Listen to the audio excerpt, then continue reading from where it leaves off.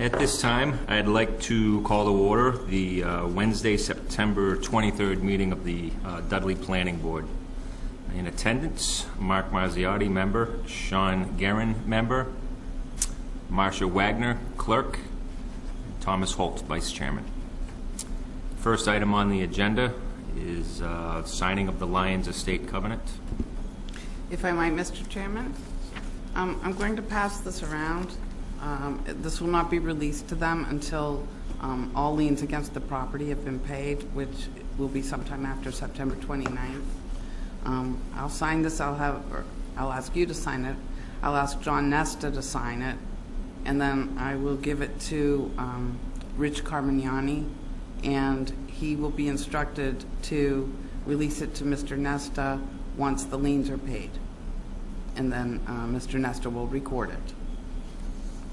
Okay. And this was approved 2 meetings ago.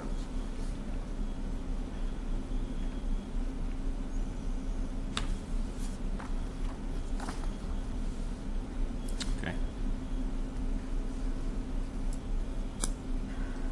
And while that's being passed down, there's 2 copies of it. While that's being passed down, I'd like to introduce our speaker who is going to explain the model district village bylaw, which maybe last fall, was it long ago, last fall or last spring, we started looking at the zoning along West Main Street. Since that time, we did put an overlay zone in, but I thought this would be a good opportunity to learn more about village districts. And we have Chris Ryan here tonight from Central Massachusetts Regional Planning Commission, and he has a PowerPoint presentation, but because things aren't working correctly, we each have a handout. So come on up, Chris, and if you could sign in, please.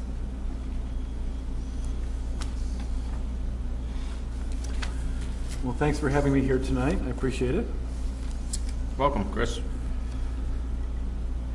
I just wanted to give you a little background in terms of this particular project and how we came about working with 7 communities on village district bylaws.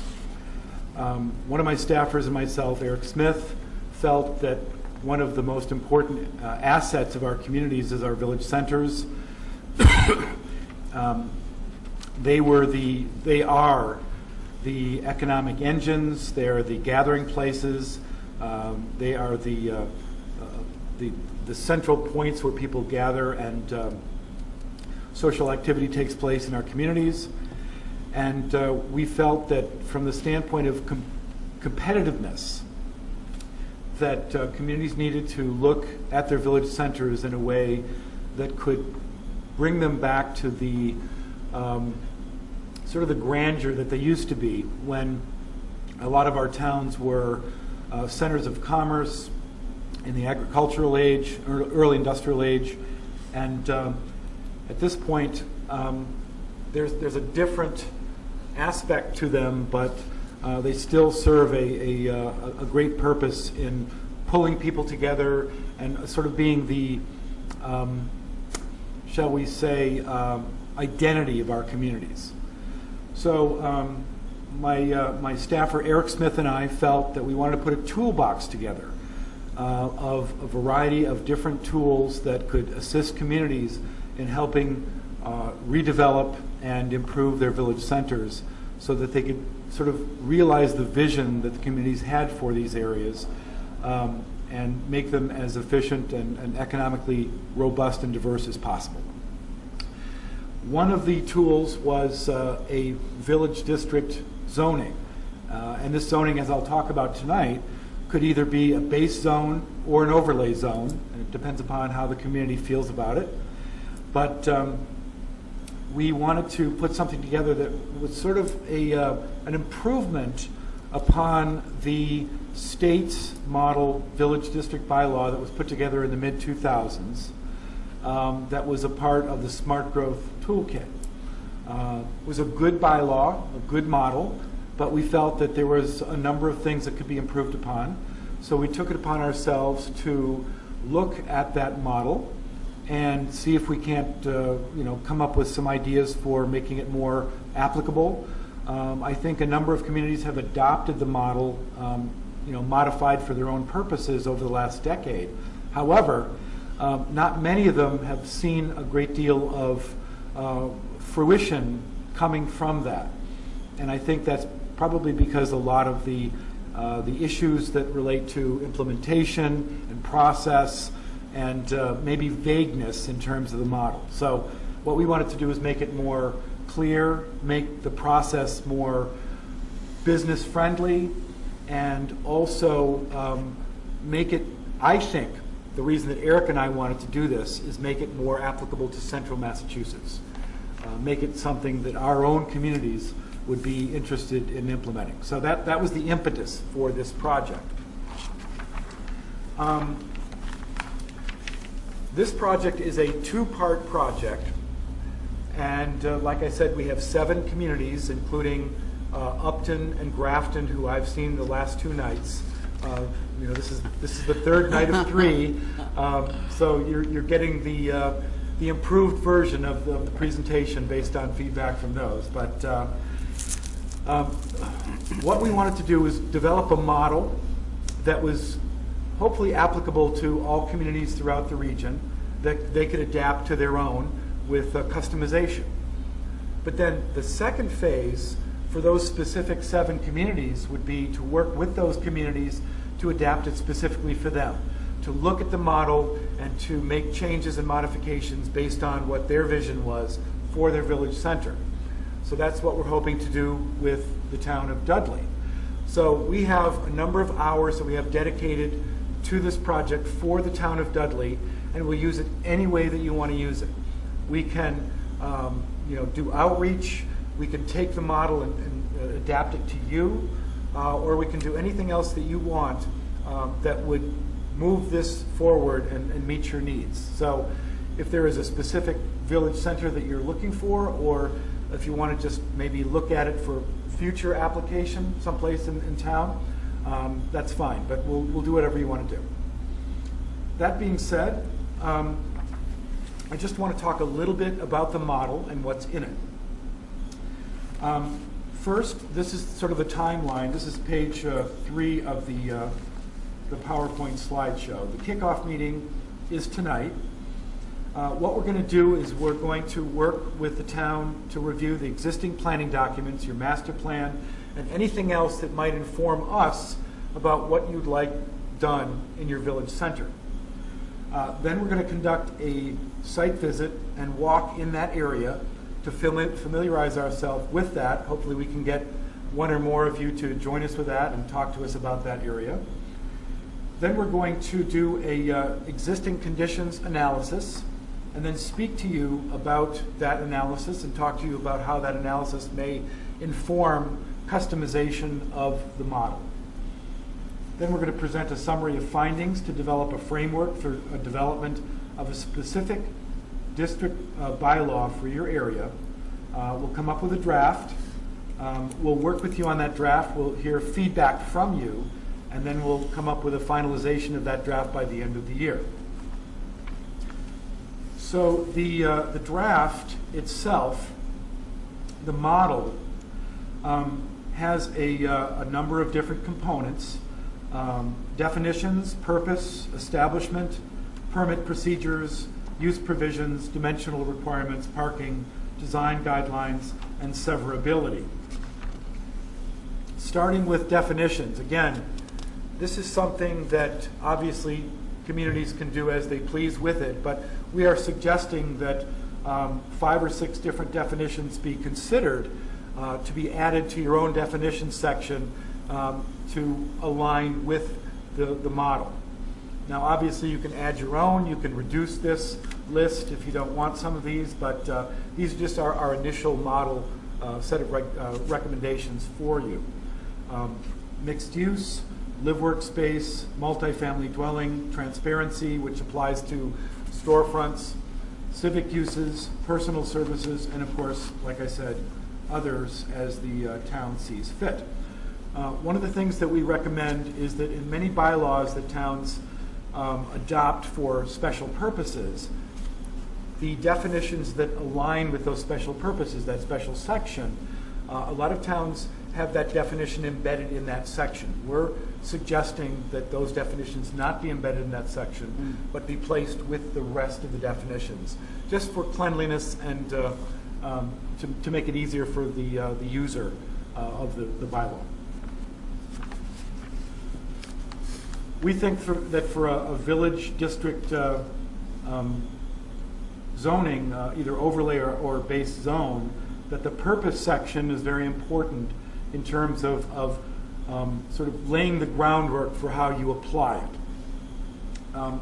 Initially, we would suggest a bit of language that says something like, for the general health and welfare of residents of the town and the region by fulfilling existing housing, economic development, transportation, and employment needs. But you may add some specific purposes that go a little bit further and in more detail, like historic development patterns, encouraging adaptive reuse, a mix of land uses that are appropriate to the area and the community, development of housing that allows for a full range of housing opportunities for a life cycle application for residents, consistency, high level of design quality to further the region and the town's economic development potential, and also something that seems to resonate with many of our communities, to follow traditional New England village development patterns. So again, I spoke a little bit about whether you may want to approach it from the standpoint of an overlay or a base zone. There are pros and cons of each way of going about it. For the overlay, if you have a base zone that you're fairly comfortable with, you think that it's working fairly well, but it's not quite doing exactly what needs to be done in terms of furthering the development potential of the village center, then the overlay may be a way to approach it. And the overlay in that sense will allow the property owner to have the option of going with the base zone regulations or then to apply the overlay. In that sense, the complications are that it may provide a bit of confusion to the property owner. You have two sets of regulations that the property owner has to think about, and in that sense, sometimes it's a little bit too much regulation, a little bit too much confusion for the property owner. One of the positive aspects of it is that it tends to limit what I would term and what planners would term non-conforming uses. And so non-conformities tend to be less of an issue if you use an overlay. If you have a base zone, non-conformities tend to be more of an issue because what you're doing is you're basically changing the underlying zone, and some of the properties in the area tend to be non-conforming, and that's something that may be a political issue that needs to be discussed. But the interesting thing that we have found in our work with working with village center overlays is that in many cases, a lot of the zonings that are now in place over our village districts in no way align with the historical development pattern of those districts. Therefore, you already have nonconformities right now, and sometimes putting that village district in place actually reduces the number of nonconformities because we make it more aligned with that historical development pattern. So it's something to think about.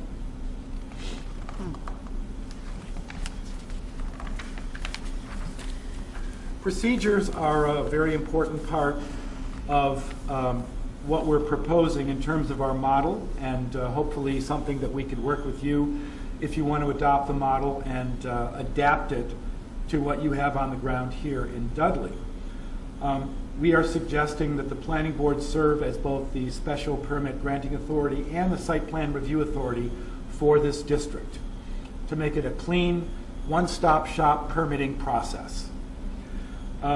We also think that if you do choose to go with this village center overlay, and you also choose to adopt design guidelines, that you either become the design guideline authority or perhaps consider creating a design review board or Architecture Review Board to do that for you, to feed recommendations to you that you would ultimately consider as part of decision making.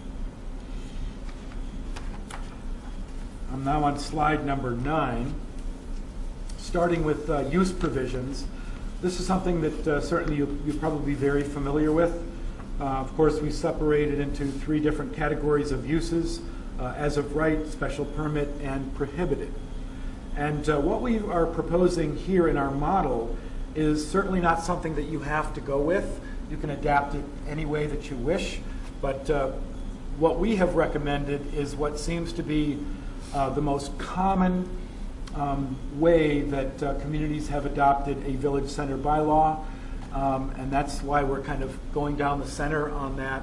And if you want to change out uses based on your own specific purposes, you certainly could do that. But in terms of as of right uses, the next 2 slides are what we have recommended. Residential units above non-residential, for example, above storefronts, convenience stores and dry goods, pharmacies, art galleries, grocery stores, businesses and professional offices, retail sales and services, professional services, cafes, restaurants, and taverns, outdoor seating, which I'll just give you a caveat. Some communities prefer to have outdoor seating as something that they'd like to have under a special permit. Some communities feel comfortable allowing it as of right. And then a couple of other uses, live workspace and civic uses and institutional uses. The special permit use provisions, starting on page 12, 2-family dwelling units, and there's a little detail there that I could certainly talk about if you wanted to, but what we'd like to suggest is that 2-family units, as much as possible, mimic single-family units. And we have some experience from other communities that show how that can be done very well, very attractively. And one of those is the city of Shaker Heights, Ohio. Some of those single-family units, it looks just like a single family.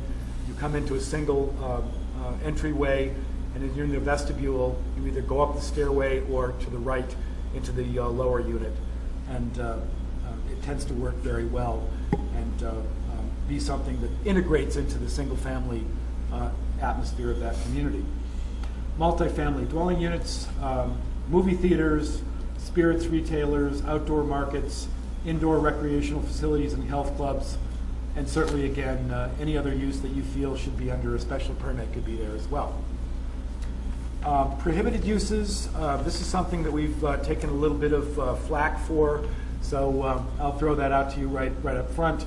In many New England village centers, there are a number of single-family homes.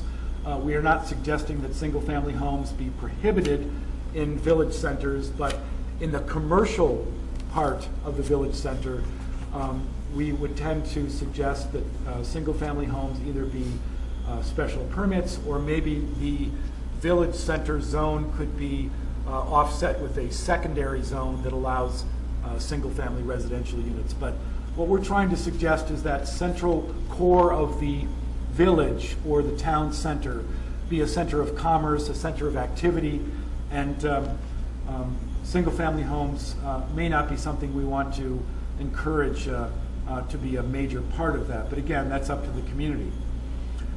One-story buildings, this is another thing that depends upon the existing character of the community. Many of our village centers in central Massachusetts and New England generally have single-floor commercial districts, and that's appropriate for them, and that's great. Others have 2-story and 3-story buildings that have either offices or residential in those upper floors, and certainly we try to encourage that as a means of maximizing the density and the rate of return on investment for the property that is located in our village centers. Of course, the way that we're going to get redevelopment and change in our village centers is to have developers feel that there is an incentive to modify the parcels that they're on that may not necessarily be maximized in terms of the square footage that they could ordinarily have. So we think that encouraging the second floor, and possibly in some towns, maybe not Dudley, but other towns, a third floor would be a way of providing that additional return on investment. We certainly discourage drive-through restaurants in village centers, auto-related uses, adult entertainment, and medical marijuana. In terms of dimensions and other bulk-related elements of the zoning bylaw, starting on slide number 14, we like to encourage, wherever possible, a zero minimum setback, essentially a build-to line that would be at the right-of-way line that would allow for storefront development and, again, upper floor office or residential, mimicking the traditional town center type of development that you find throughout New England and the rest of the United States. That's something that adds to a walkable, pedestrian-oriented environment that people can circulate, they can look through shop windows, they can see the wares there. It's something that if you have a coffee shop or a restaurant, people can see the activity from the restaurant out to the street or from the street into the restaurant. It's something that adds to the street life of that area. We will again conduct an existing conditions analysis of your community to see what in the town center that you find that you want us to apply this to, where there may be buildings or areas or sites where this would be appropriate. We do not think that the zero minimum setback is appropriate for every single parcel. There may be existing historical buildings which are set back with plazas or front landscaping that we may want to suggest that you have a variable setback to have sort of a transition to that type of setback. But in other areas where it would be appropriate, certainly we would recommend it. Parking. Parking tends to be a big challenge in this type of zoning district. We find that a lot of the towns that have implemented village center zoning have not really paid as close attention to parking as they should. And they basically want to apply the same kind of suburban standard of parking with 2 parking spots per residential unit, X number of parking spaces per square foot of commercial or industrial space, and you require that, and you basically are paving over the entire downtown. And that's certainly, I don't think, what most people would want to see happen. The way that town centers have been working with that kind of challenge is to, number one, realize that in many cases that suburban standard is not really necessary in the town center environment. In some cases that you can work with a shared parking regime whereby you have a use that is active during the day, another use that's active during the evening, and they can share the same parking space because they don't have customers that are coming at the exact same time. The other thing that can be done is that in many cases, most zoning bylaws require the parking to be on-site specifically, but in many town center zoning districts, there is the flexibility of allowing that parking associated with that use to be within a 1,000-foot radius of that building or structure so that it could be licensed or contracted with another property owner somewhere down the street and applicable to that location. So there's a lot of different things that we can do to work with parking in the village center area. Also, I want to suggest that CMRPC, through our transportation division, we are excited to work with communities on our Complete Streets program to help communities make their streets and sidewalks and rights-of-way more applicable to a walking, pedestrian-oriented environment with traffic calming and curbing and parking and striping and crosswalks of variable materials that could lead to a more slowing of traffic, more comfortable pedestrian environment. And the parking issue is certainly something that they take into consideration as well in their work. Slide number 16. as I mentioned earlier, design guidelines can and probably should be a very important part of a village center zoning regulation. You can apply it as loosely or strictly as you wish. Again, the word guidelines suggests that they're not something that a property owner would have to adhere to. It's a suggestion in the very least case scenario that this is what the town would like to see in the village center area. They would like to see a building design and a facade of a certain type. They would like to see signage in a certain way. They'd like to see the site configured in a certain way as well, and landscaping applied as well. But if you wish, certainly there are models out there that can make design guidelines more strict and something that an applicant would have to adhere to. It just depends upon what you would prefer. The town of Westboro, who we visited with yesterday in the afternoon, has design guidelines that if you go to their downtown, they've worked extremely well. They've resulted in a lot of great new buildings added to their street mix, but it is more onerous for the property owner to adhere to, and you have to make the decision as to whether you want to be applying it in that more strict sense to get that kind of result.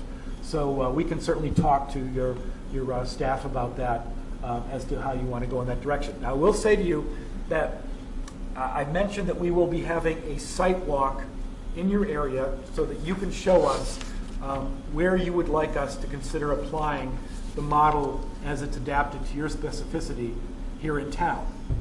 But we also have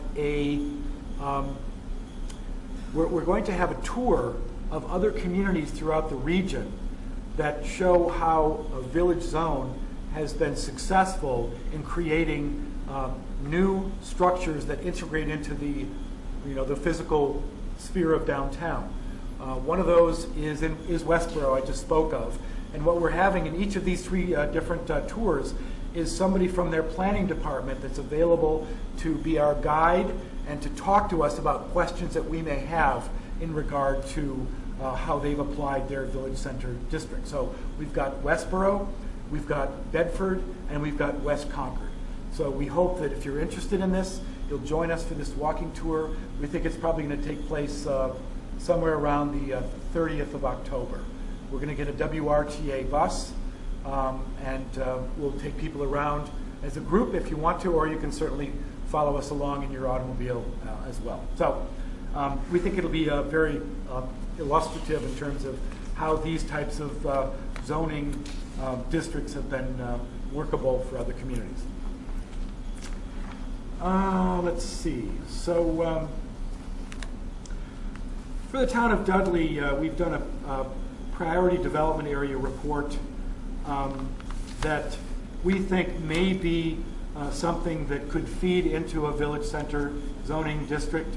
The West Main Street PDA report recommended considering allowing mixed use, encouraging appropriate scale development, reviewing dimensional requirements for consistency with the established vision, adopting design guidelines to guide town and developers, and investing in a pedestrian-oriented environment with sidewalks and water infrastructure. So our next steps for this project, after today, you're going to hopefully share with me your thoughts about my presentation with you, give me some feedback, but we want to work with your staff to set up a site walk for the area, and you let us know what you'd like us to do with the hours that we have available to you.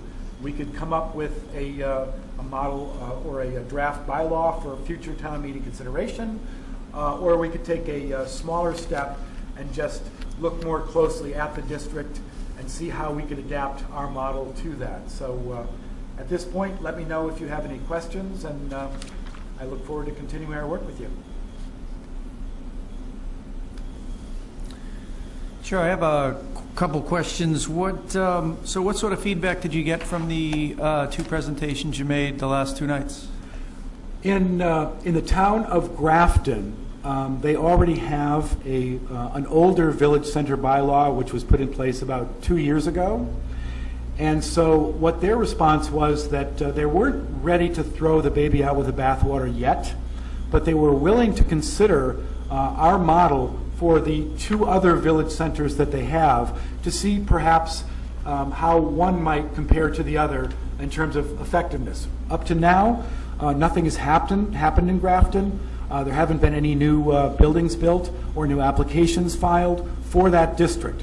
So they're certainly willing to give us some latitude to present something through their staff that might be applicable to the other 2 village centers. New England Village is one of them, and South Grafton is another. So it's quite likely that we'll work with Joe Layden, the town planner there, to come up with an adapted model bylaw for perhaps something like New England Village to see how it might work. In terms of Upton, they were very excited last night to consider our proposal. What they were looking to do is take their existing village center district, which I believe is about a decade old, and take the use listings within there and take that and put it into our model. They basically wanted to merge the 2. And we're certainly willing to do whatever communities want to do. If they have an existing bylaw that they like, that they would like to create a hybridized version of that original with our own, we certainly will work with you on that. Okay. Through the chair to the planner, so don't we have an identified village district today? It does not have its own zone. It's, unfortunately, these aren't in color, but the, was it It's the Village Street, right? That area is... Oh, no. That was, we tried to make that, we tried to get that passed as an historic district. Right. This was, the original interest was because Dudley is the town without a village, you know. Webster used to be part of Dudley, that was Dudley's village. Nichols College used to be called Main Street. And so a lot of the old plans say Main Street, and it's very confusing. But that was, you know, the post office was up there, the Black Tavern. There was a lot happening up there. But what acts as our village center today is from Town Hall up to the fire station. The post office is there. You can count 40 people an hour maybe walking up and down the street. So the original thought when this was originally proposed, and I'm thinking it was a year ago that this was originally proposed, was looking at this section of West Main Street between probably down to the Dippin' Donuts Rite Aid corner up to the fire station. So no, we're the New England town without a New England village center. One of the things that we found is that there are so many different types of New England towns out there. Some of them have a traditional green with institutional buildings like churches and town halls and granges around that green, but really nothing commercial. And you know, certainly they would like to maintain that, but they found another part of town that they would like to see kind of a storefront or a commercial center district established from scratch, or something that could be adapted based on maybe a couple of commercial buildings that are there right now. A lot of them are mill centers that have a concentration of a couple of small commercial buildings that surround mill buildings. Obviously, other communities have established town centers that they're looking for something that would be more applicable to applying a zoning that would essentially mimic what they have on the ground already. If you realize that most zoning regulations that are in town centers in New England today would not allow that town center to be redeveloped as it currently exists. Many of them require significant setbacks. Many of them required side yard setbacks. And height restrictions, and front parking. And so if your town center, for example, were to be wiped away in a tornado or a fire, the way that zoning would have to be applied right now would not result in the old town center that you love and know. So a lot of communities that we're working with right now are saying, please develop something that would mimic what we have on the ground right now. So that's part of what we're doing. Other communities are saying to us, we don't have that, but we would like it. We would like to see a traditional town center with storefronts and corner drugstores and that type of thing. Give us something that will result in that. So that's another way of approaching it. We'll approach it any way that you want to. What's your experience with a town similar to Dudley, which is trying to find that identity? Do you have any experience whether an overlay or a new district works in an area like that? I have worked personally. I've been with Central Mass Regional Planning Commission for 2 years. And previous to working with CMRPC, I've worked with town centers very similar. Walpole, Massachusetts does not have a very strict town center. They have some commercial buildings, but mostly it's just institutional buildings. So we put something in place there. I have worked with the town of Dedham, which is more of a traditional town center, and they have established something to make something more sort of protective of what they have on the ground right now. I worked in other communities in other parts of the country that don't have strict town centers in Arkansas, Georgia, Massachusetts, New York, and Michigan that have created, what they've done is they've taken it from the town green and extended it out along a major roadway in a way that allows for some commercial activity to go to a certain distance, where a lot of the residences have been converted to commercial uses. For example, doctors' offices, chiropractors' offices, things like that, that are easily adaptable to that kind of commercial model.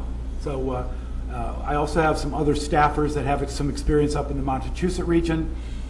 We also, again, are working with right now the towns of Dudley, Upton, Grafton, Barry, and Shrewsbury and Holden. So they are the ones that are right now working with us on this first phase of the project. Okay. And so my other question was, our master plan has expired some time ago, right? Like 10 years ago, 8 years ago? I don't think that long ago. Okay. So would it be advisable to re-identify our master plan before we move forward with your project or the project you're suggesting? Well, that's certainly up to you. If you find that there are some elements of your master plan, regardless of how out of date it is, that are still relevant, that you still think you'd bring forward in a new master plan, I think we could probably work with that. But if you want to wait for a master plan to be redeveloped, we certainly would be amenable to that. You have the hours available to you through the rest of this year to take our model and adapt it to whatever purposes that you wish. If you want to, turn back those hours and maybe consider it at a later time, you could certainly do that. But we're willing to work with you in any capacity that you want to help you take that model that we've developed and make it something that would be useful to you. The other thing, and again, I'm not trying to be a salesperson or anything like that, but you talk about master plans being out of date. We're actually going to respond to an RFP for the Oxford master plan as a staff in the next few weeks. And if at any point you wish to consider updating your master plan, please consider us. You do not have to do a RFP for that. You can contract with us directly without having to go through that bid process. The other thing is, and I believe Nancy has a copy of it, is a planning technical services program that we are establishing right now, that we are offering 5 different levels of planning technical assistance to communities in the central Massachusetts region, from an hour-by-hour program where if you want plans to be reviewed for the planning board on a case-by-case basis, we could certainly do that for you. All the way up to a part-time staff planner that we could provide for you on like a 1/3 or 1/2 time basis. So there are programs that we could provide 400 hours, 200 hours, 150 hours, 50 hours, or hour-by-hour basis. We can do site plan review for you. We can develop master plans. We can develop zoning ordinances. We could review ordinances that you're considering. We could do plan review, anything that you may need as a planning service. So again, I apologize about the salesmanship, but it's something that we do offer now. It's something that we hadn't offered previously that we're doing right now. But sort of the bottom line to answer your question, we certainly could take a look at that expired master plan and see if there are elements there that relate to the West Main Street area that if you feel are still relevant, we could take that and run with it. All you need is money, right? Well, we have that for you right now. Right now, we have approximately 75 hours of staff time that is yours. You own it. So for the purpose of this project, if you want to make use of that right now, you can. If you want to turn it back in and maybe reapply for it later, you can do that too. Mm-hmm. Okay, so let's say that we have interest. We've identified an area that we'd like to use this exact model that you recommend. I think it's very well done, personally. What's the next step? And then you don't instantly have you have a village district, but you don't have a village. You just making recommendations on when someone, or inviting contractors or businesses to come in and build based on the requirements that are suggested. So it'd probably take in excess of, I guess it all depends on how many businesses would come in or come out, but yeah, I guess I answered my own question, but yeah, so if we've identified a location, what would the next steps be? The next steps would be, certainly if you've delineated an area, if you could show us on the map where you want this to be applied to, we would ask you for a single point of contact. Nancy, I don't know if you'd be that single point of contact. Maybe you would be. This is my last meeting. Okay. So our planner would be, yes. Okay. So whatever your single point of contact would be, whether it be a member of the planning board or a staffer, we would ask to set up a site walk of that area with that person. We would ask questions of that person and then take some photographs, and we would then initially come up with a existing conditions analysis that would suggest how we could take the model and adapt it to that area. And we would make that proposal to you. Then you would respond to that. You would perhaps give us some suggestions as to how that might be modified or changed. And we would go back and forth and come up with something that you felt comfortable with applying to that area. And that is something that you could ultimately take to town meeting as a warrant article.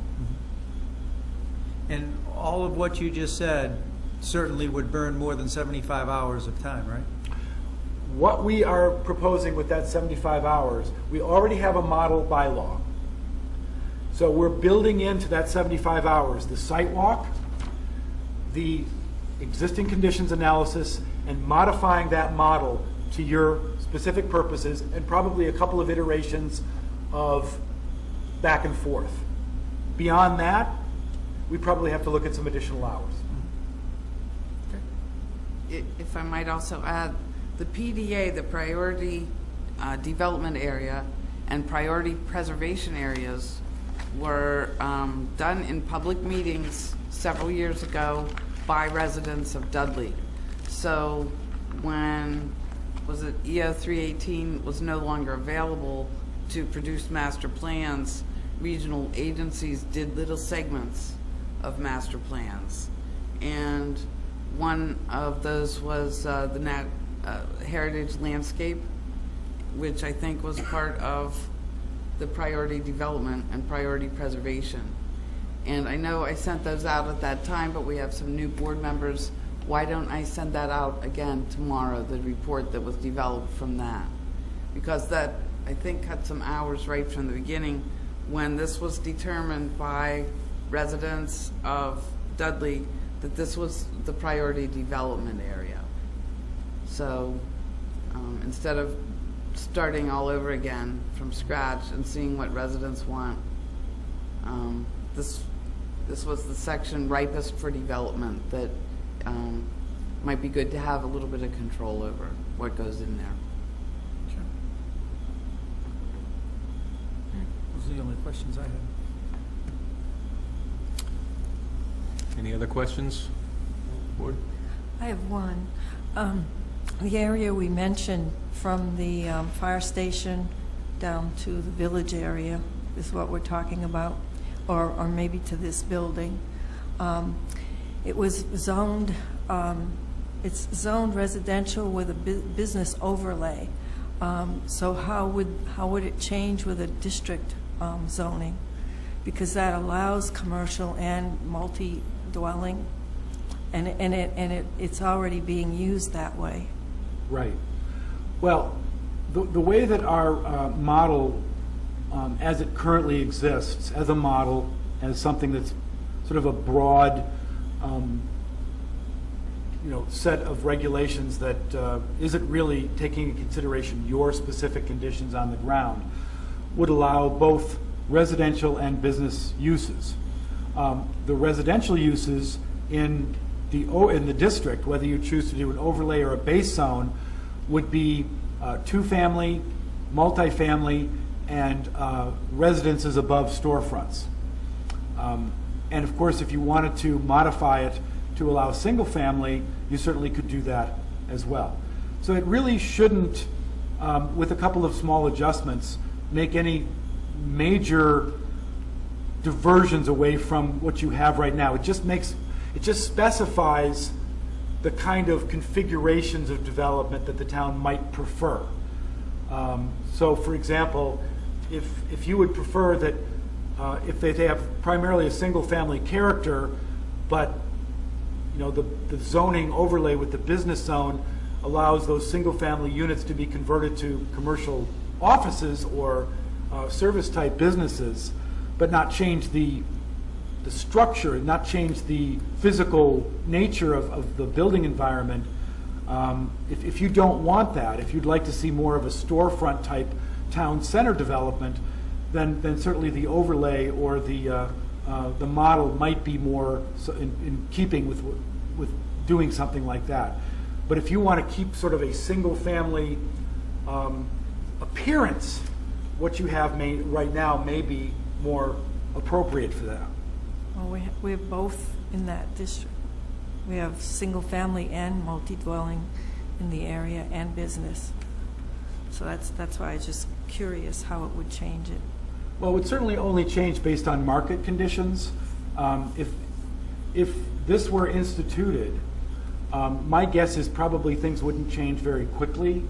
That you probably have some parcels that were strategic, maybe corner lots initially, redevelop.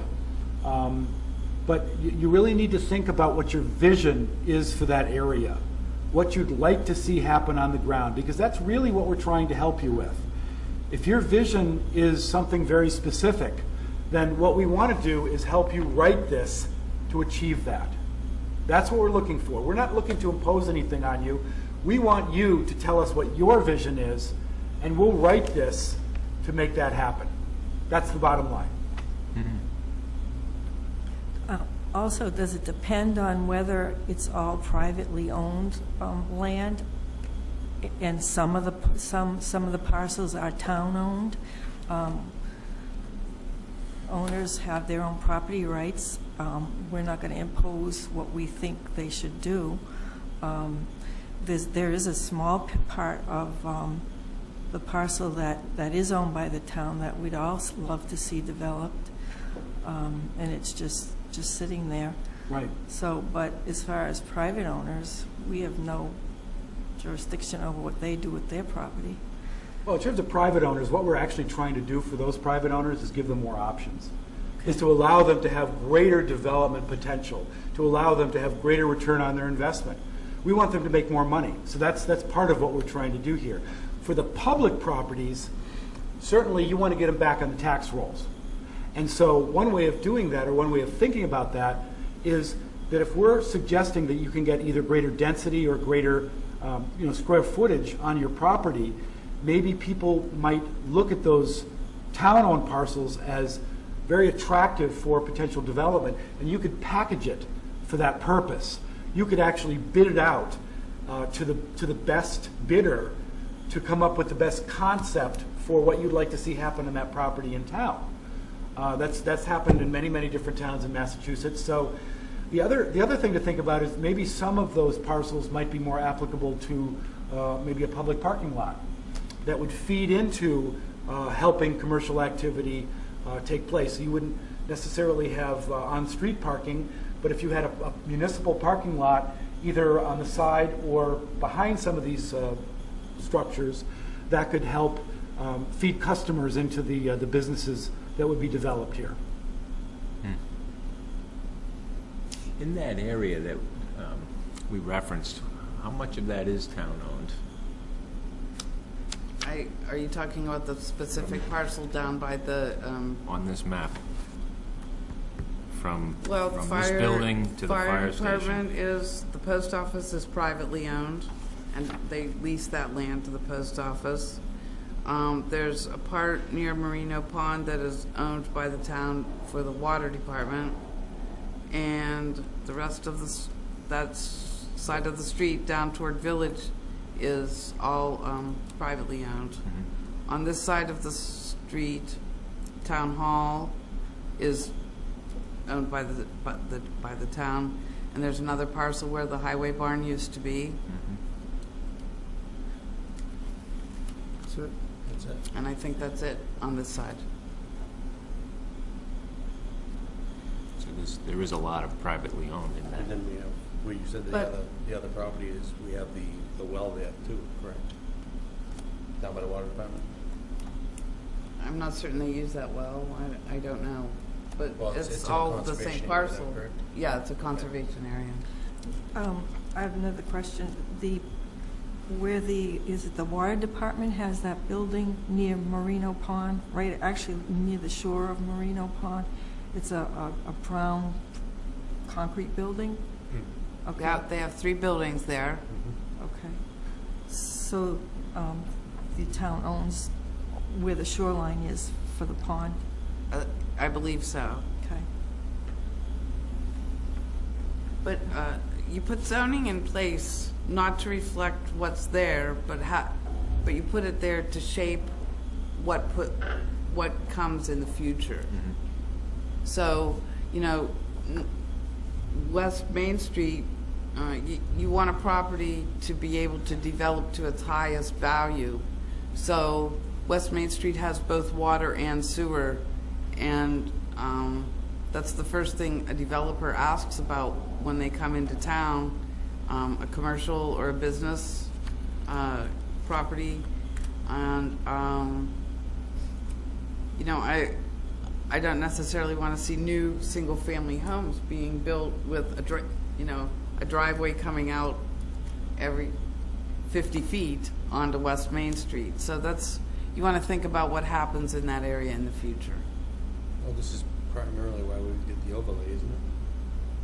In the first place, so.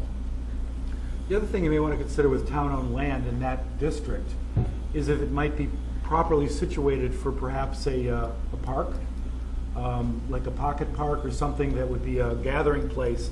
If you don't have a traditional town center right now, obviously commercial activities are one way of bringing people to a central place, but also having a park that people can have activities like a 4th of July celebration or maybe a Veterans Day speech or something like that would be a good thing to have situated within that kind of district. So maybe your municipal property could be utilized in that way as well.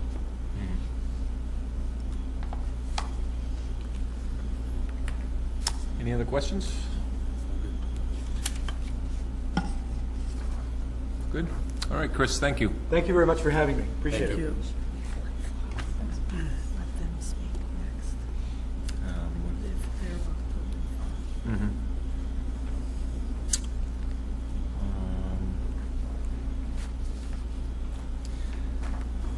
That was item B on the agenda. The next item on the agenda were the changes to the solar zoning bylaw, but why don't we jump to item D? We have these folks here. We'll come back to C. Would you guys like to step forward?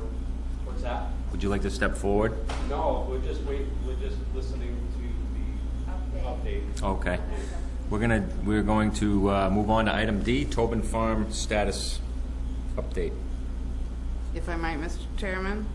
I published the agenda 48 hours ahead of time, and Mr. Andrew Levitch and I crossed wires, so hopefully he'll be able to attend your next meeting. What's happening up there is because there were questions, I understand, from the town side.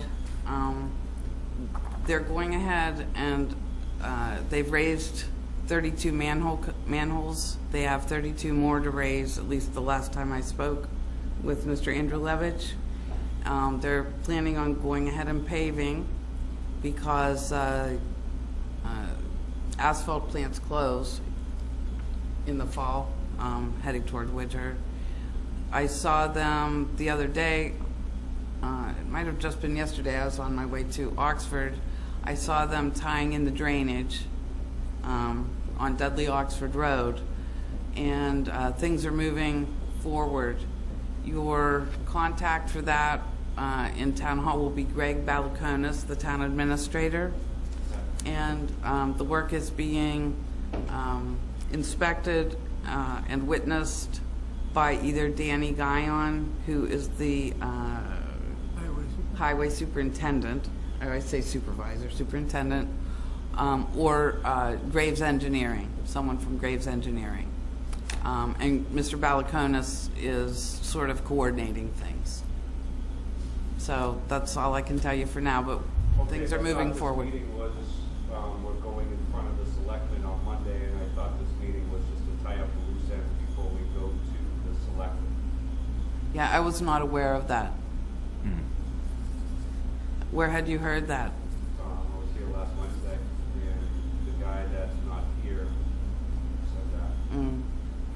Yeah, I'm sorry, I do not know, but What was outstanding? that's the status. What is outstanding he's referring to? Well, we were going, did Dick get anything to you? He said he was supposed to get some more paperwork to you. Yeah, I emailed it out. He met with Danny, and I think we were just supposed to go to the selectmen with it from there. Okay, so there was no other loose ends or? like- Not that I know of. I think I know we were they talking about the needed to sidewalk. check with the town engineer again, check with the superintendent. From there, they were going to go to the selectmen to see What they want. what we can all do. All right. Was there a meeting last Wednesday? Or you Well, mean our last We meeting? had a special meeting last Wednesday. You weren't here, Hmm. so it was just Guy and myself. Yeah, you know about it. You sent up a note for it. Oh, I had already, yeah. Actually, that's it. I was in the You back gave the letter, room. I think. I was in the back room. I had Yeah, you had the committed other to one. water You had the sewer water because no sewer. one else could do it. So I was back So- in water sewer. I do know that everything was in motion, speaking to the superintendent, and I believe the selectmen already know about it, so, Okay. okay? Okay, guys. Okay. I'm sorry, I made him sit through Mr. Ryan.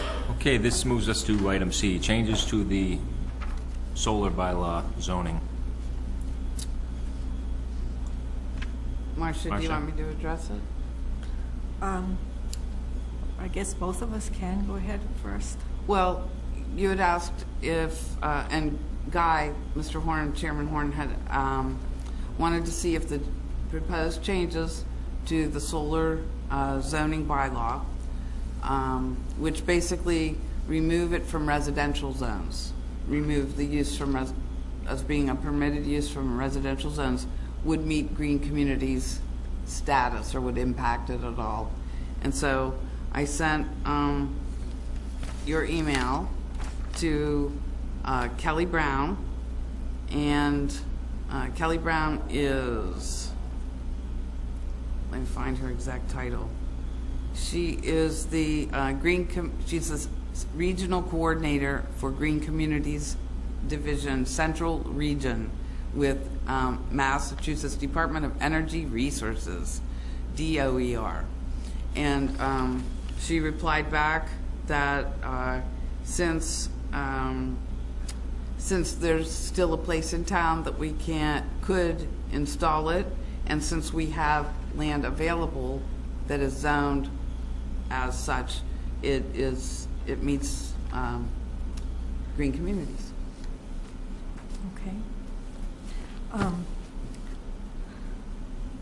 Because we were waiting for answers for the green community, one of my questions was, they didn't say how many acres we needed to have available. And I think Tom questioned that as well. Some of what I read said that we needed to have at least 1 acre. So we already have 2 large existing solar places in Dudley, the one in West Dudley and the one on West Dudley Road. So hopefully that helps us comply as well. I used the Green Communities model for the verbiage of the changes to make sure that we comply as a to stay compliant with green community requirements. And so what I wrote in it is as of right, and let me read: large-scale solar power generation or installations are prohibited in residential districts 10, 15, 30, and 87, commercial districts, business 15, light industrial districts 43 and 87, conservation and floodplain districts. Large-scale solar power generation installations are allowed as of right, and that's what they want us to say, as of right in the industrial districts of 43 and 130 and the town refuge disposal district. And she's saying that that's approved. And I want people to know also, this bylaw is not intended to regulate systems less than 250 kilowatt or roof-mounted systems, and it is not intended to regulate systems that are consumptive power systems where all power is generated is utilized to power on-site operations. So if someone wants to do that for their own use on their own land, it doesn't, for their own consumption, it doesn't stop them. It doesn't infringe on people's personal property rights, and that's important as well. As of what we just got from the model village reinforces what I learned as far as of right allowed uses. This right here says allowed uses as of right. So, and then the other use is by special permit. The verbiage in the green community says if you do as of right, you do not need a special permit, because as of right makes it allowed. You don't need a special permit. You need a site plan review where all the conditions come in. I think that's where we were all, our audience was confused. We invited them in for the special permit. The abutters were confused. So I'm going to ask that when we do our grid, that we show as of right as allowed and not special permit. I'm just asking that. I'm not saying that's what we should do, but I'm asking the plan, the board to consider that when we, the bylaw goes into effect. And like I say, the verbiage here, I'll read it. It says, as of right siting shall mean that development may proceed without the need of a special permit, variance, amendment, waiver, or discretionary approval. As of right, development may be subject to site plan review to determine conformance with local zoning and ordinances. So to me, that makes it clearer for everyone. And as a new member, I was confused when we were doing it that way. And I just wanted to say, this all came about from so much public outcry, both in this room and at the town meeting. And this model village district that he gave us includes this. It would be worthwhile if in each town there were a committee appointed to see that the beauty of the town received no detriment. And I think the way we're writing this won't hurt our town. Its nature, its integrity, its character. And there was one last thing, and I hope I'm not boring you. Oh, I know. This was a concern to me, where we were placing it in farmland. This is the Department of Energy Resources model zoning, siting preference, where a solar facility is sited as well as placement on the site once selected is an important consideration, particularly in regard to large-scale facilities. The DOER strongly discourages locations that result in significant loss of land or natural resources, including farm and forest land, and encourages rooftop siting, as well as locations in industrial and commercial districts or on vacant, disturbed land. Significant tree cutting is problematic because of the important water management, cooling, and climate benefits to trees. It goes on and talks about farm properties with rooftop being preferable, and there's more about agriculture. I don't want to go on forever, but I just want to show that I did a lot of research, and here it is in writing. All right, thank you, Marcia. So zones 43 and 130, we just have a couple of parcels zoned like that in town, right? One of you I think has there's 3. a folder under your desk that has the zoning map in it, and it tells how many acres are, thank you. You need this? Yes.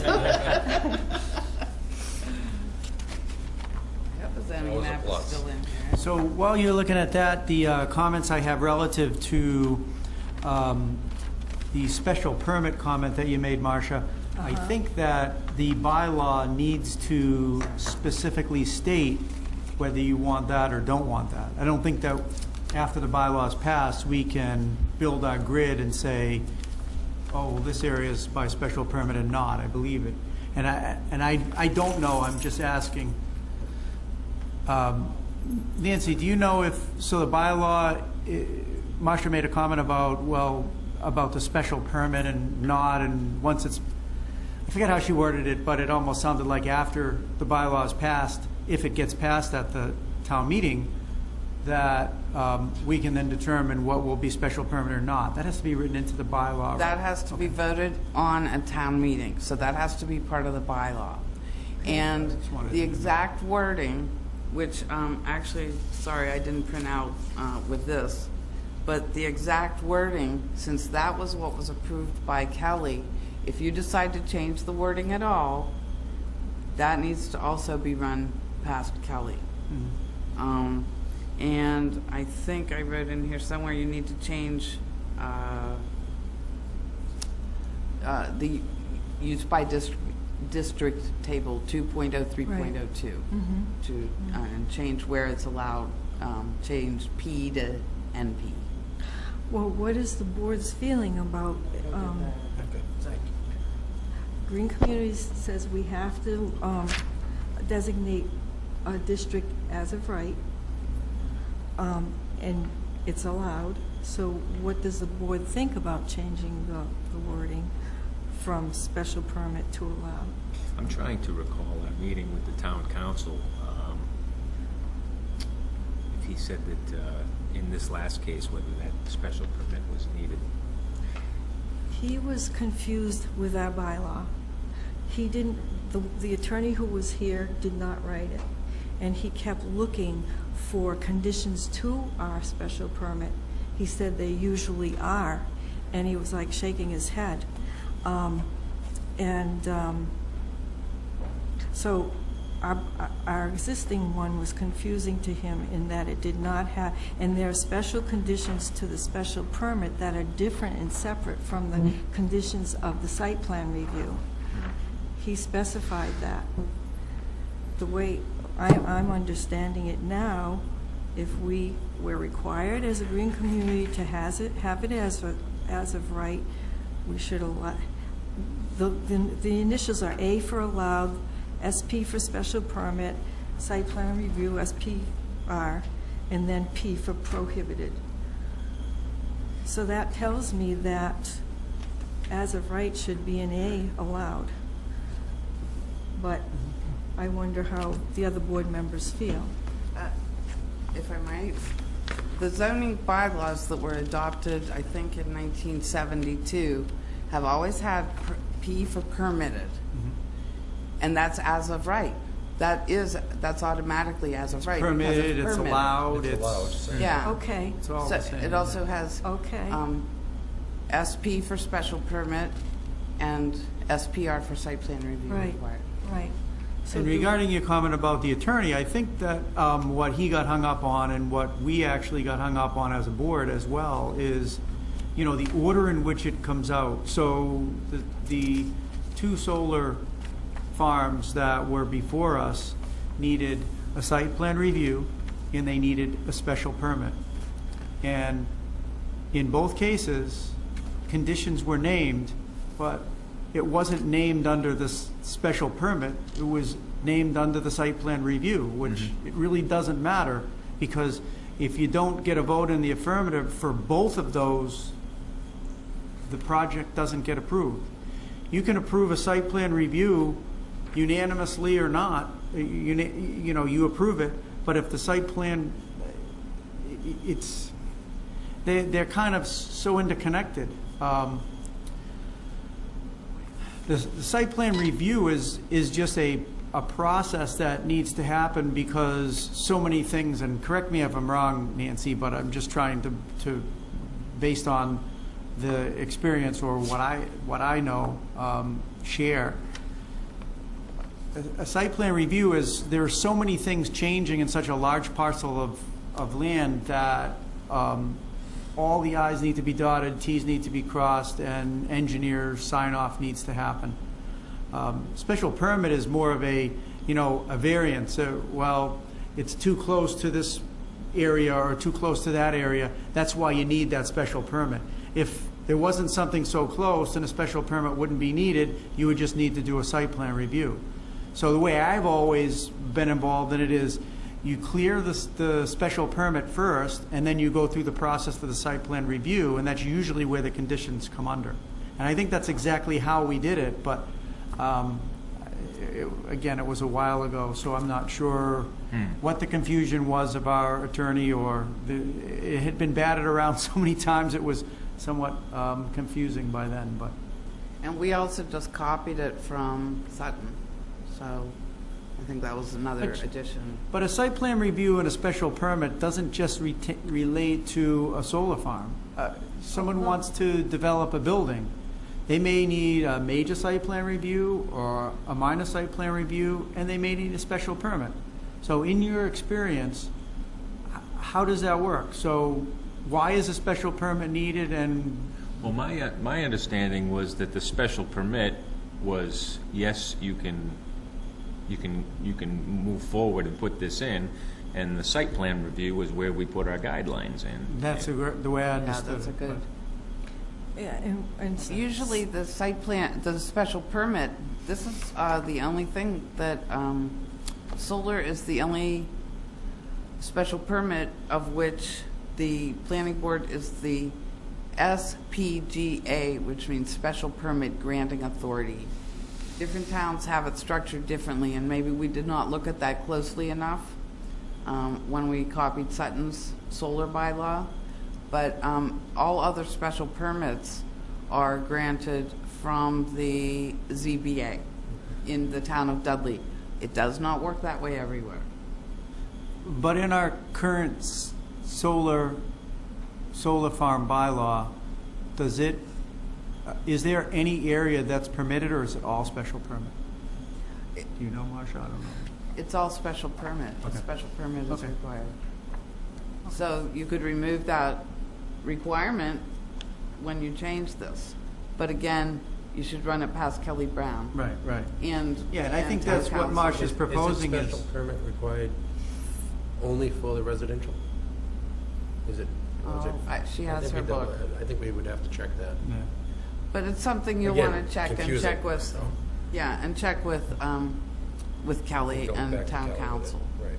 But as to the amount of acres, we have 307 acres of industrial 130, and we have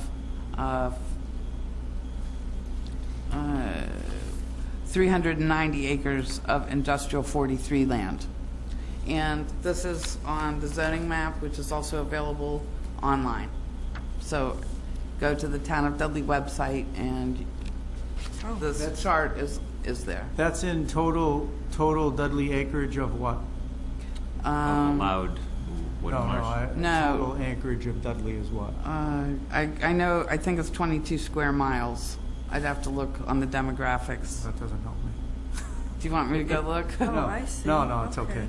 I'm just trying to look at what a percentage, on a percentage standpoint. I can add it up real If you add them fast. all, yeah, that's what it's gonna.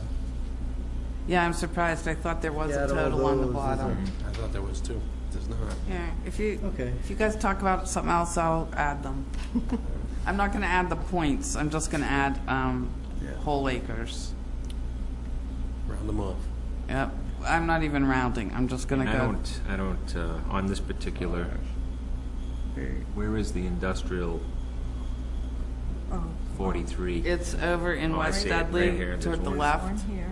Yeah, Add, Nancy, add. okay.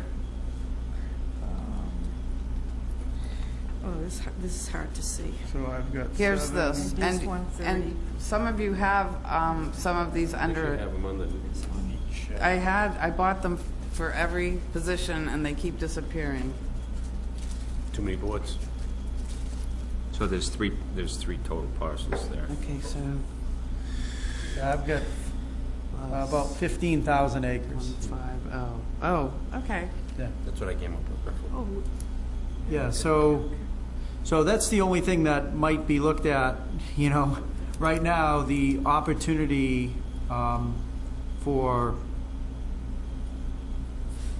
current bylaw opportunity, you know, for solar, and I'm not saying it's right or wrong or that I agree or disagree with what you put together, Marcia, just stating the facts that there's approximately 15,000 acres that are potential.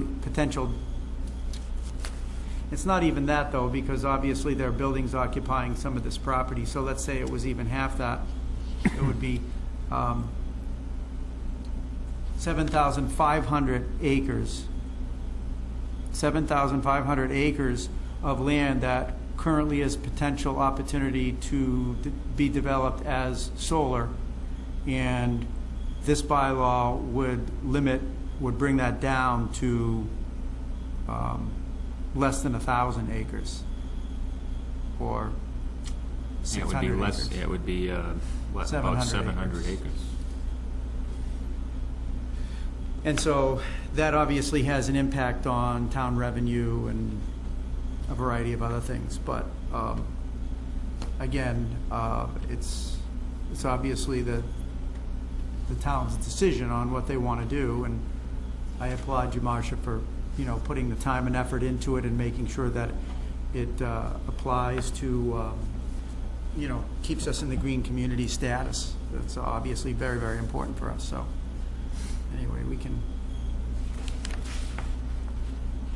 continue to talk about that, I guess. What's the time frame for warrant articles to be published for November? It's close. It's the warrant closes sometime in October. It's on the wall over there. I forget. Michelle told me last week. I just forget the number, the date itself. Yeah. so what's our next step? So that means anything that you want to add to that, we need to add to it and get that to what's her name? Kelly? Michelle. Michelle. Oh, Oh, Kelly first. Kelly. Yeah, And the Kelly, to town make council. sure it's still the green town community friendly. Well, Okay, and once so, she has, Uh, once you send it to Michelle, ask town council to review it also. okay, Town council reviews the warrant as a whole, but you might want to give him some lead time on this. okay. And you're saying I should get in touch with Kelly to make sure the acreage is, Yeah, well, you don't have, No. No? you don't have to do She's that. already approved the acreage. Okay. Because in her letter, she says, she already looked at districts 40, industrial district 43 and 130. They have multiple acres. That's already met her. If you Okay. change any of the wording I from don't what was intend sent. to. I don't intend to. But you Okay. should, because you want some things to be permitted, some things to be As of right. special permit. And if you change anything on that, you can't say that it's by special permit after the bylaw's passed if it doesn't say it's by special permit. Okay, so, And the place where that is stated is in use by district table 2.03.02. So they go hand in hand. I You'll have underst- two articles. I understand that. Okay. And my question remains, does the board want to use as of, we're required to say as of right. By the green community, we have to designate districts as of right. And they are allowed. Okay, that's by So- putting a P in that chart, or you can say as Okay. of right. Okay, so we want to go with a P. Yeah, you can We s- want it to be permitted, Yeah. I think she can correct? say that in the bylaw, but doesn't that just become a P in that Yes. box? Yes. Okay, so I don't need to So, change yeah, it. maybe she doesn't. I thought you wanted to put special permit in there. You know, we'll decide whether we want these to be No. special permit or, okay, No. I misunderstood what you were For saying. the town to change that? No, this isn't live yet, so she's just making the request. She's not gonna change it, so the only thing that, if we all agree, should go to, or even if we don't agree, she can still send that to Michelle, and Michelle will send it to town council, and town council will say, yeah, I have no issue with it, and it'll be published as a warrant article for the November town meeting. Should I add the verbiage that it's permitted? It'll be zoned as permitted? Well, it's already there with the as of right, No, isn't it? because that's what table 2.03.02 does. Because it's already Okay. issued as of right, Okay. so. All right, So, and remember to hold a public hearing, Mhm. which has to be noticed in the paper, and all that kind of stuff. So, Joan Gardecki will be here, well, I'll go. okay. So I'll send it to Michelle. That's my next step. Okay. And include with that the note from Kelly, so that she knows that Kelly has already looked at it, and town council knows that Kelly has looked at Okay. it. And So the public look at section 2, at the use by district table, and make sure to say,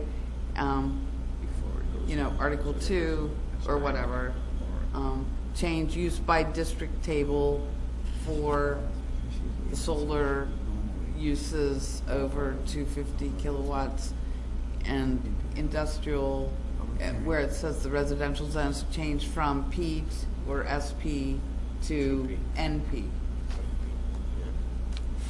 Okay.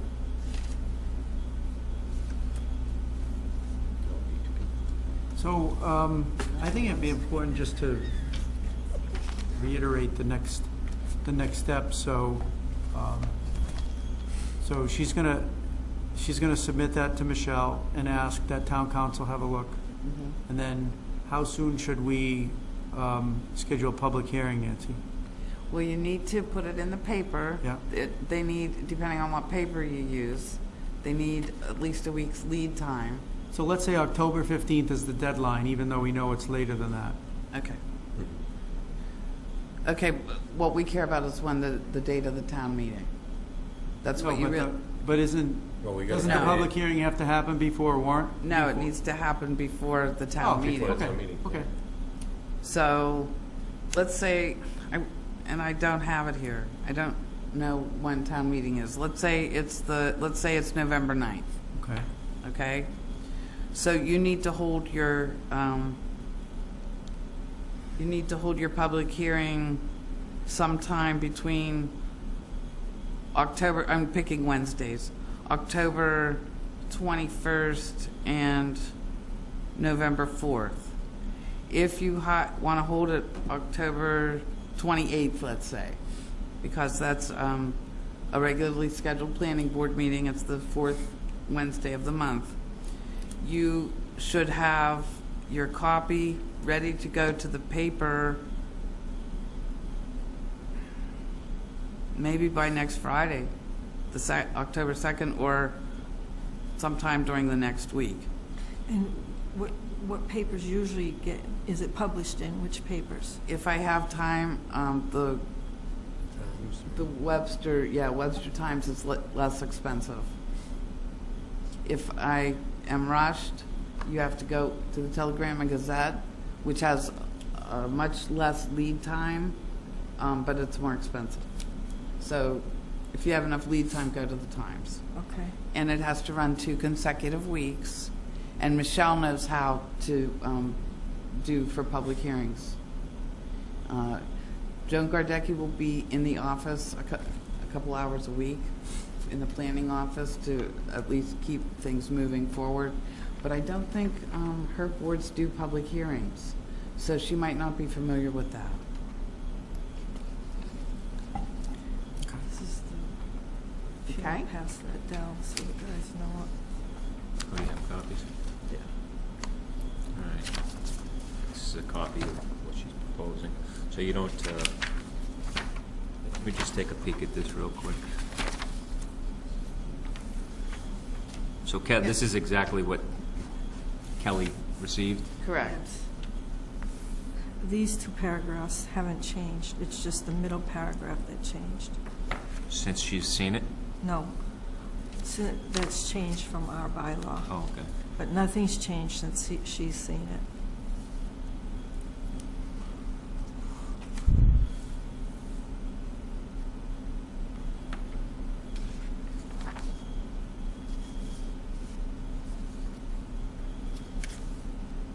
Oh, that states right in it, allowed as of right, so that's just a permitted. Okay. Okay. Are we good?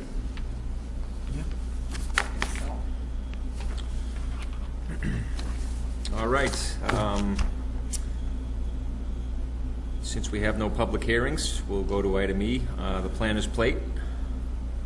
If I might, Mr. Chairman, I'd like to thank the board for my 10 1/3 years here in Dudley as town planner. I'm moving on, and I'm sure I'll be in touch with you. I need your experience and expertise at some point. Let's see, as I said, Joan Gardecki will be sitting in here for a while. You guys need to decide what you want to do. If you want to bring on a whole new planner, a part-time planner, and actually on the planner's plate, in your packets tonight is the CMRPC Services Guide, which is okay. It doesn't really give a lot of information, so I included a brochure from last year as the last page, and it gives services that are available, planning services, maybe as a fill-in, you know, until you hire someone. I would like to make this as smooth a transition as possible, so I am available by phone, you know, with my cell phone, which you guys all have. So it's been great, and you'll still see me around occasionally. You never know. Will you remain a Dudley resident?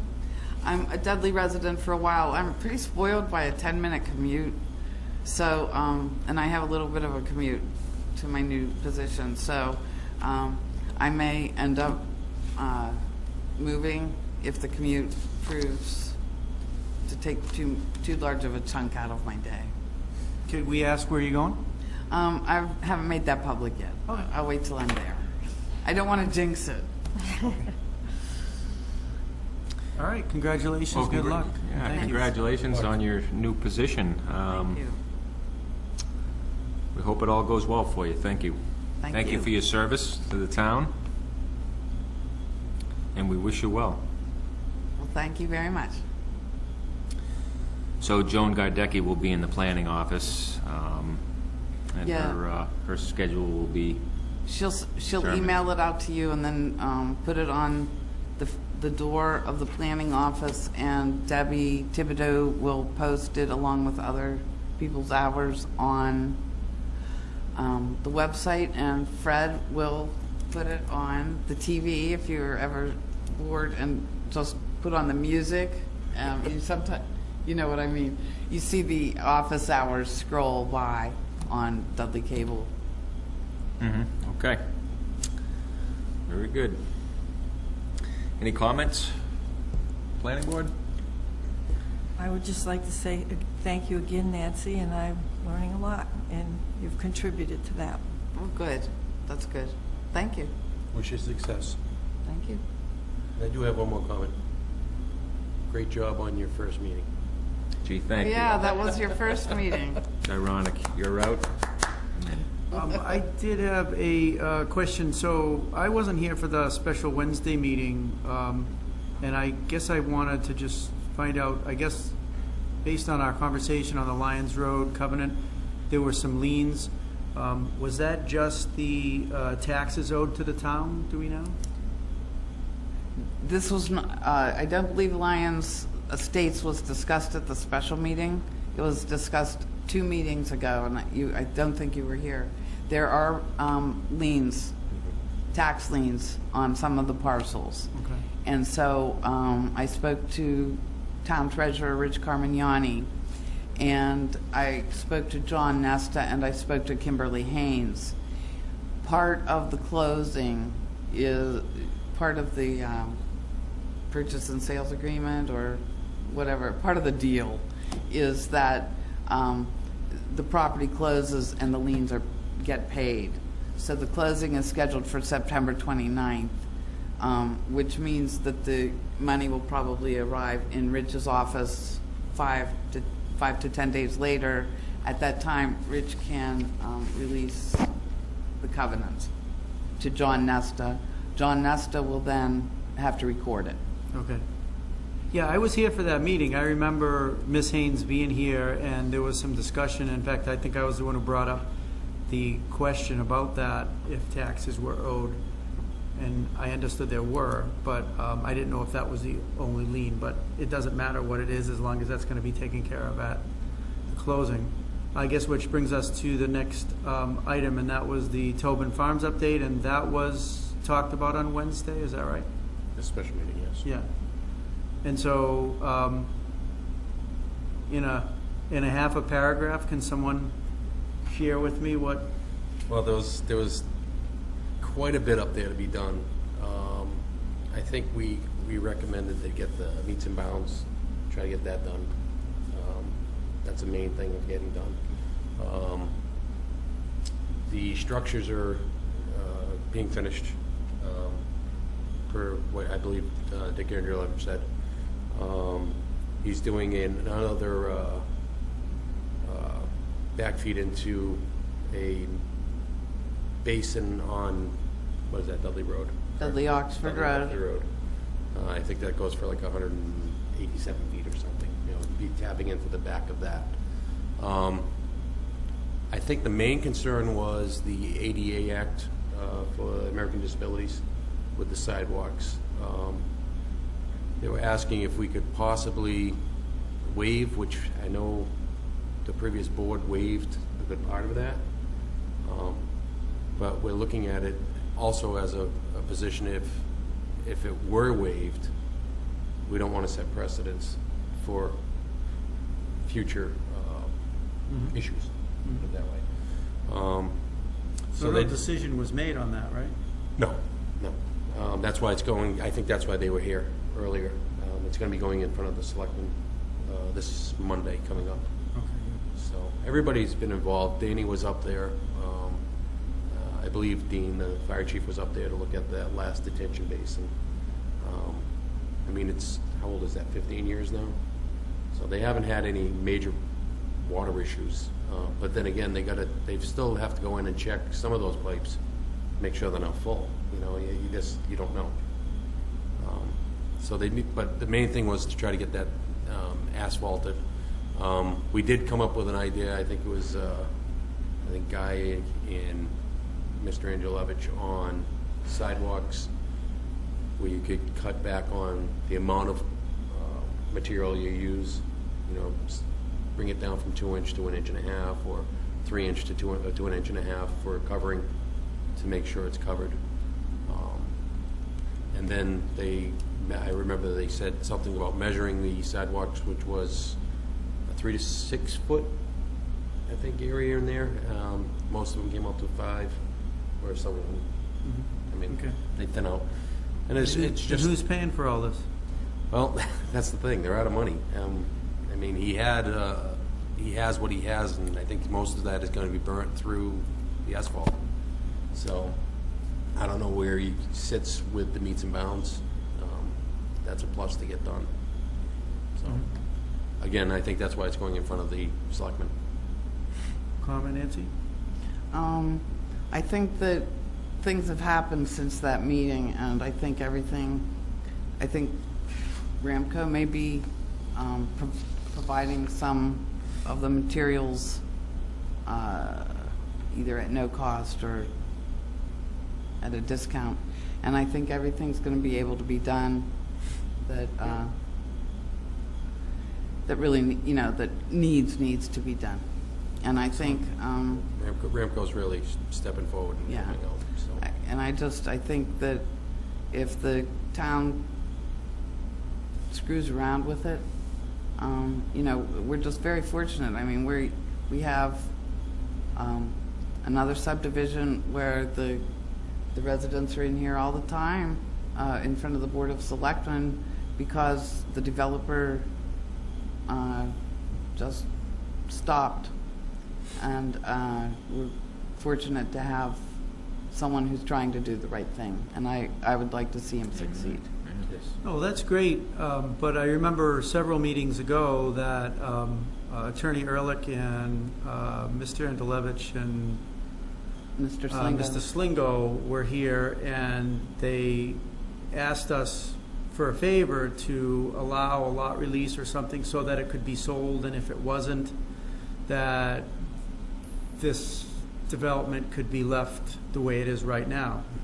And so, did we ever have them come before Yeah. us and explain why and what happened? And That lot got sold, and that money is in escrow, and that's why there's $232,000. okay, great. I Didn't didn't have realize to do that. that. Money's in escrow. I don't good. think the attorney was supposed to send us paperwork and saying that it was done. He never did that. So Oh. Okay, yeah, I didn't But know the about money it, is there. but There. the money the is most there. important thing is that they came before us and told us they were going to do something, and they did it, and that's what I was getting at. So that's good. Okay, good. And that's the only question. Okay. Motion to adjourn? Motion to adjourn? Second. All in favor? Aye. Aye. Aye.